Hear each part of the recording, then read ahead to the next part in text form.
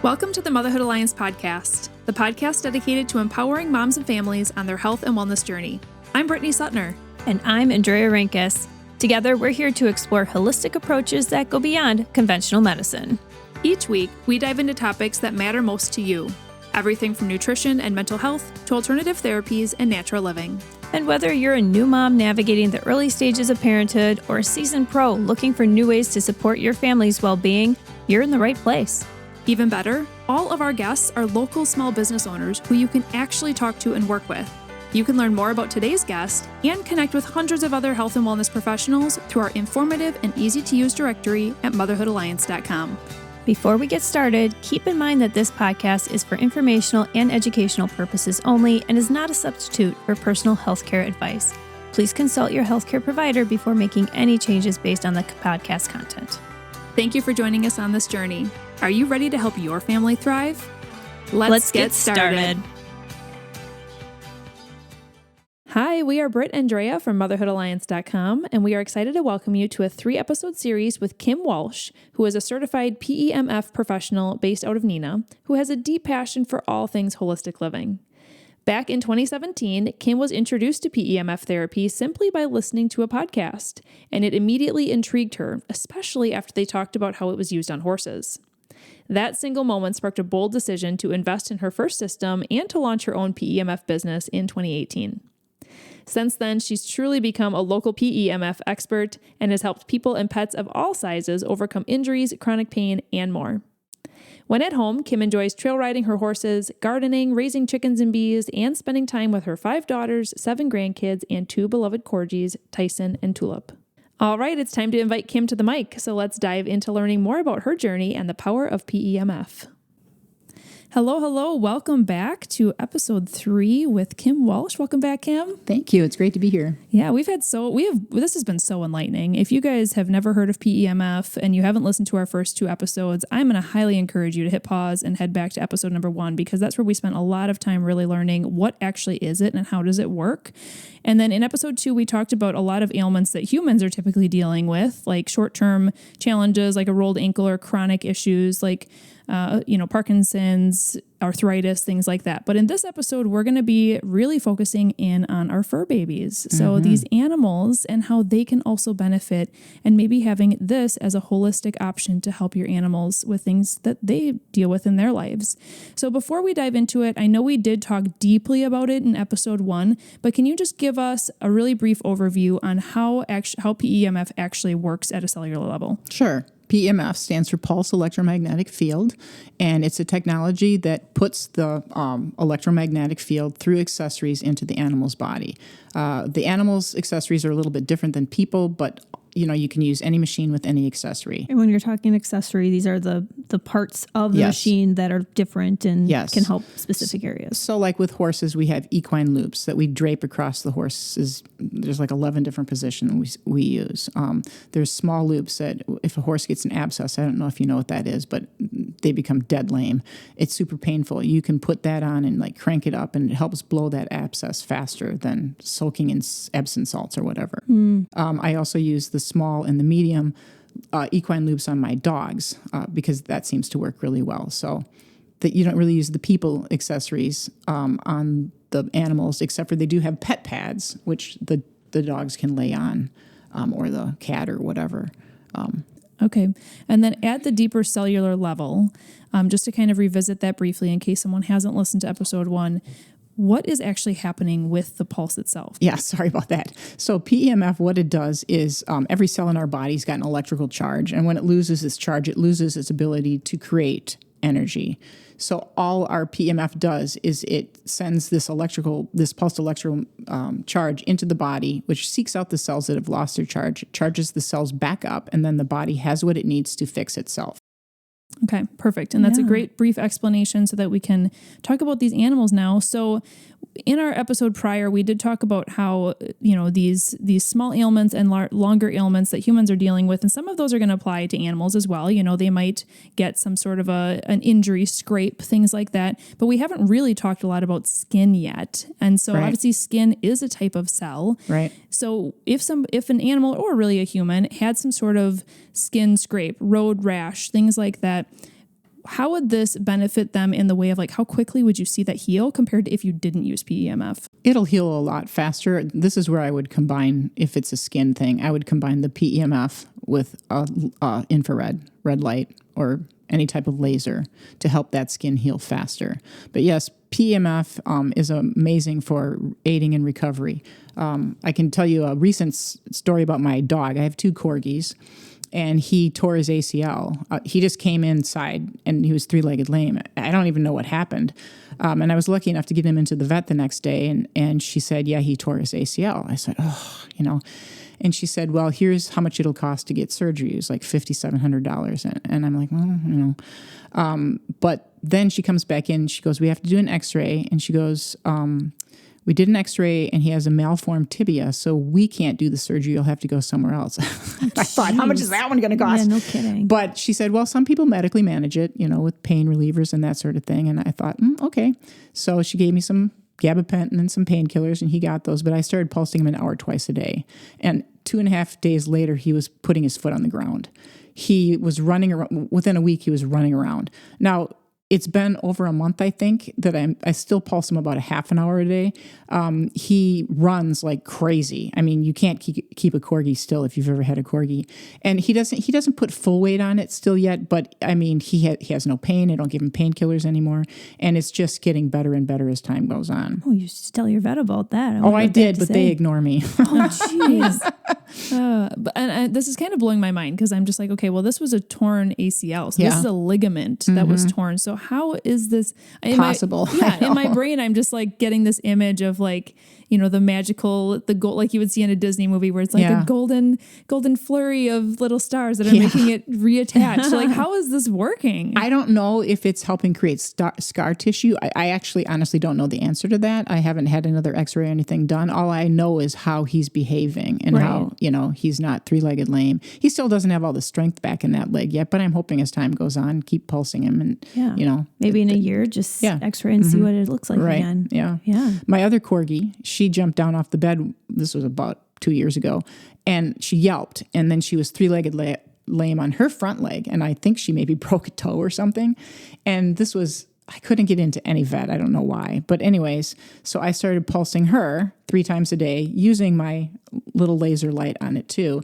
And within 2 days, I think it was 2 or 3 days, she was completely sound. Yeah. I have videos of this stuff, by the way. Wow. Yeah, I know. Are there any, so you said that you don't use the human accessories on animals. Right. So what's the difference between them? Like how does PEMF working on animals different than humans? Why do you have different accessories? And are there really any other differences? There's no difference as far as the PEMF or the delivery. It's just they use medical grade rubber. I don't know how else to explain it. And they're different size loops. And so they're very malleable. So you can put them around the horse or the dog or the cat or whatever. Our accessories for people tend to be more rigid and a little bit harder and not as easy to use. Like the medium rings, there's 2 rings that are attached. And I put one on one side of his leg or his hip, and then I put the other one on top. So now the pulse is going all the way through his body. And it's also supporting his right leg, which is, probably taking more strain from taking all the weight. So the soft, pliable loops are what work best on animals. Yeah, that makes sense. I do feel like, there is something to be said too about animals because like we kind of talked about off this, there's not a placebo effect. No, you can't with humans. Right. Somebody might, might force my husband in there, and he might sit down and be like, "This doesn't work," and then he's going to convince his brain that it doesn't work. Correct. Right? Yeah. I'm not saying that he wouldn't. He should try this, by the way, Mike, if you're listening. But with animals, you just do it to them, and you see results. One of the first horses I did was a rescue horse, and her owner said she just is, I don't know if she used the word angry, but she just like tries to bite me every time I groom her. And so we did, I think, 3 or 6 1-hour sessions. And she said people in the barn were coming up to her and going, "What did you do?" And I said, you know what? I think this horse was probably so body sore, so sore all these years. That's why she probably got sent to the kill pen, is because she had a bad attitude. She was a mare, and she was expressing the fact that, hey, that hurts. And people didn't understand that. So that was pretty cool to see her go from a horse that tried to bite you every time you touched her to one that was like, oh, I'm happy to see you. Yeah. What are all the different types of animals that you have used PEMF on? I've used it on horses, dogs, cats, and the most unusual thing I ever did was a person bought a system from me. Now, I think this was in 2020, and she had somebody who had show pigs. And she said, I want to pulse the show pigs. I'm like, oh, okay. All right. Never done it before, but I went on our Pulse PEMF practitioner page and I, searched for pigs, and there was a lady, and I messaged her and I said, hey, can I talk to you? And she goes, sure, call me, which is another great thing about our community is everybody's willing to share information. So she told me what to do, which was basically kind of the same thing as horses. And we went out there together and we pulsed that pig. And then the next day, the owners go, we can't believe how much better he is. And I don't even know what's wrong with him. Yeah, right. But she pulsed him a couple more times and he won the show, or I don't remember, but it's pretty funny. That is fun. It really makes sense. We all have cells. Yeah. Right. Okay. Well, here's kind of a curveball question. And it doesn't sound like you've ever done this, but can this be used for animals that are either in water or like always wet? Like, I don't know, a salamander or like, this is like getting way out there, but people have all sorts of pets. That's so true. I'm just like, what can this work for? Well, I wouldn't put it in the water, no. But what is interesting, and I found this myself, like if I got on the pulse machine and I'm sweaty, it actually is more intense because water, makes electricity travel faster. So I've pulsed horses that were sweaty or wet. You just have to be a little bit more careful, I think. Yeah. Sure. But I would not put it in the water, no. Right. Yeah. I don't see that being a good thing. No. There's an assignment Don't for you, try Kim. to pulse your fish. Yeah, I was going to say, could you put it on the outside of the fish tank? But then you end up cooking them because Actually, now that you say that, you could put a pulse pad underneath the fish tank, because I've actually done this with water, and you will see bubbles form in the water. Whoa. Yeah.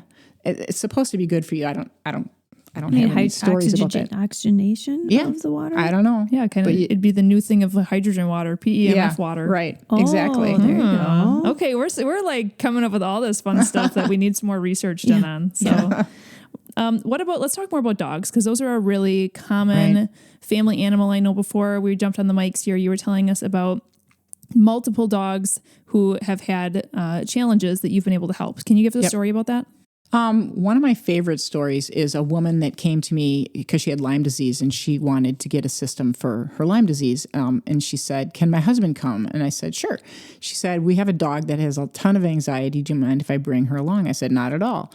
So they brought the dog along, and I was showing she was doing one machine. I said to the husband, you can pulse your dog too. And she told me that the dog had, it was a German Shepherd, and I can't remember if it's, where the hind end gets really weak. I can't think what it's called. But at any rate, I said, use these equine loops and pulse the dog. So they bought a machine and they bought the stuff for the dog. And about 2 weeks after she got her system, I called her up to ask her how she was doing. And she said, well, I'm taking it really slow for myself. But she goes, we keep the machine downstairs, and the dog has always been able to run down the stairs, but she's never been able to run up it. And my husband's been pulsing her every day, and today she ran up the stairs 3 times. Do you think that's a coincidence? Oh my gosh. And I said, no, it's not a coincidence. Yeah. And then a couple weeks later, she called me back and she said, so I took the dog into the vet, and the vet was like, took one look at the dog and goes, what have you been doing? And she told her, and the vet, pretty cool vet, goes, wow, that's awesome. I use PEMF on my horses. That's fantastic. Keep doing it. Whoa. Yeah. Awesome. Yeah. Hip dysplasia. Is that what you're talking about? Yes. Yeah. I feel like that's really common in a lot of those medium to large breed dogs, as well as, getting arthritis in the knees and stuff like that. So yeah, this could definitely benefit. And I've personally heard stories from other people who own machines or sales reps that have taken dogs that are dragging their hind end. They cannot walk, and have brought that mobility back using the PEMF. How long would that take? How many sessions for something like that? I want to say one guy that told me he did it 3 times a week, and it was like maybe 2 weeks for the dog to come back. Okay. Yeah. And I can't remember what the other lady told me time-wise. Yeah. And this is still a service that you're offering as well, is yes. that you will go to people's homes and help with their pets, sure. if that's something that they're needing, correct? Yep. Or they can rent the machine for their pets and themselves. Mm-hmm. Now, you mentioned that your vet originally was not all that interested in this, and then you just mentioned one that was. Is this something that you feel like vets are having their eyes open to more? In our first episode, you talked about PEMF used to be in the medical industry, and then it was taken out, which is a little bit frustrating and mind-blowing. I know. But what about the veterinarian industry? Is this becoming more well-known? It is becoming more well-known. Excuse me. I sold a system to a veterinarian in Iowa, but she was buying it not for her practice so much as for her quarter horses, because she's in the quarter horse world. But she absolutely loved it. And then, of course, is going to use it for herself and her husband and her mother. Yeah. Yeah. Yeah. No, that's great. So kind of finishing out our episodes here, where do you see PEMF therapy going in the next 5 to 10 years? Well, what's interesting, when I first started this in 2017, nobody had heard of PEMF. I mean, nobody. I barely knew. I didn't know what it was. And now people know about it. It seems to become much more prevalently known. And people are kind of, I think, sick and tired of being sick and tired, the old saying, and they're not getting what they need from their doctor, so they're looking elsewhere. So I've had a lot of people referred to me by people who have come in and used it and had results, and then they'll tell their sister or their cousin or their friend or whatever, oh, you got to go see Kim. So it's word of mouth, and it's just the more people know about it, the more they're going to demand it. Right. And the more that people are going to find other modalities too. Correct. Right? Yeah. Yep. I think the hard thing that people do struggle with in the holistic space is just insurance doesn't cover, preventative type things. And then B, you kind of want to do all of them. You want to do red light therapy, you want to do grounding, you want to do PEMF, vibration therapy. We just have all the things. Yeah. Right. All the shiny toys. And this is an expensive route, especially if you want to have one in your own home. Do you think that as technology progresses and that these become more popular, do you foresee that the prices would be able to come down, or they would have more affordable options for families? I just think about this really isn't accessible for some families. So what I always ask people is, do you have a boat? Do you have a motorcycle? Do you have a jet ski? Those cost about the same amount as our most expensive unit. I said, you use those 3 months out of the year and you don't even think twice about spending that money. This is something that could be in your house that you and your entire family use every single day. Why would you not? Yeah. Yeah. And if you can't afford it, then you go to the places and get it as much as you can afford. Right. Yeah. And I don't remember if we mentioned it much in this episode, but you do also have, is it a medium-sized one that you will rent out? Yes, as well? I have the small one that I rent out. One. Yes. Yeah, so that's always an option for people just to try it, or if they have a short-term injury or something as well. Perfect. Is there anything else that you wanted to tell us about animals, or any other stories that you feel like really come to mind of how, a lot of people listening, they may have animals themselves, and there's a lot of ailments that their animals go through. Anything else that comes to mind that you want to mention about animals? I could sit here for hours telling you stories, because I've been doing this since 2017, so I have no lack of stories. But if anybody has a specific question they want to ask me, you can call. I'm not going to try to sell you a machine. I'm happy to answer any questions you have. This is about getting it out there, getting it known, not necessarily selling it. So yeah. And what's the best way to contact you? My phone number, which is 920-385-3011. You can text or call me. If I don't answer, leave a message. I'll call you back. Awesome. And if somebody wants to learn more, research-wise, really know the depths of PEMF, do you have any resources that you would send them to? Well, actually, the easiest thing to do is go on Google and type in PEMF and cancer, or PEMF and fibromyalgia, or PEMF and arthritis, or whatever. There are zillions of studies out there. Or call me and ask me. Okay. Yeah. Perfect. Thank you so much, Kim, for joining us for all 3 of these episodes. We learned a ton, and I'm just really excited about it because it's another one of those more holistic modalities that we can bring into our lives. And, even if you're like, oh, I don't want to live forever, I know you do want to have good quality of life. Correct. And this is definitely going to help with that. Thank you so much for having me. This was really fun. It was very great. Fun. We loved it. If you enjoyed this episode, would you consider leaving a rating or review, or sharing it directly with a friend who could benefit from the information? We know that you're a busy mom or caregiver, and our goal is to make your life easier by bringing tips and tricks directly from experts into your earbuds. By sharing this episode with someone you love, you can play a critical role in helping to make their life easier as well. We appreciate your time, and thank you for being a part of the Motherhood Alliance family.